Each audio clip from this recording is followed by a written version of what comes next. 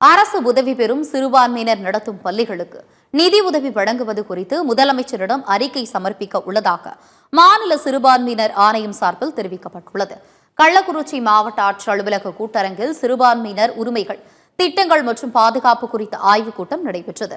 இதில் தமிழ்நாடு அரசின் சிறுபான்மையினர் ஆணைய தலைவர் அருண் கலந்து கொண்டு சிறுபான்மையினரின் குறைகளை கேட்டறிந்து சுமார் 2 கோடி ரூபாய் மதிப்பீட்டிலான நலத்திட்ட உதவிகளை வழங்கினார்.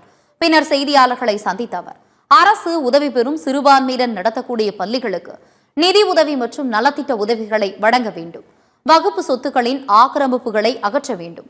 இதுகுறித்த விரிவான அறிக்கையினை வரும் நவம்பர் மாதம் முதலமைச்சரிடம் சமர்ப்பிக்க உள்ளோம் என்று கூறினார். எல்லாம் பல்வேறு வகையில் கோடிக்கணக்கில் இன்றைக்கு 2 கோடிக்கு மேலான நலத்திட்டங்களை வழங்கினோம். அது மாண்புமிகு தமிழ்நாடு முதலமைச்சர் அவர்கள் கல்வி உதவித்தொகை, சிறுதொழில் தொடங்குவதற்கு உதவித்தொகை, முஸ்லிம் மகளிர் உதவும் சங்கம், கிறிஸ்தவ மகளிர் உதவும் சங்கம், உலமாக்கல் வாரியம், வாரியம், இது போன்ற எல்லா நிலைகளிலும் பழுது பார்ப்பது